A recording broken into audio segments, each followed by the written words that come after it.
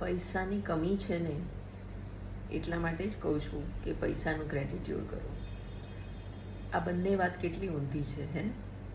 પૈસા નથી તો હું પૈસાનો આભાર કેવી રીતે માની શકું?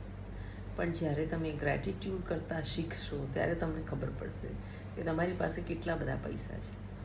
અને જ્યારે તમે એનો ગ્રેટિટ્યૂડ કરશો ત્યારે જે બી અછત તમને ફીલ થાય છે એ પૈસા તમારી પાસે આવવા માટે તૈયાર છે. આ નાની નાની વાતો છે, પણ જો તમે એની સાથે એક લગનથી જોડાઈ જશો તો 100% તમને રિઝલ્ટ મળશે. એના માટે એક બેઝિક જ શીખવાનું હોય છે. તો તમે મારો ફ્રી વર્કશોપ છે એમાં જોડાઈ શકો છો. વોટ્સએપ નંબર આપું છું, એના પર મને યસ લખશો તો હું તમને લિંક મોકલીશ, જેથી તમે વોટ્સએપ પર જોડાઈ શકશો.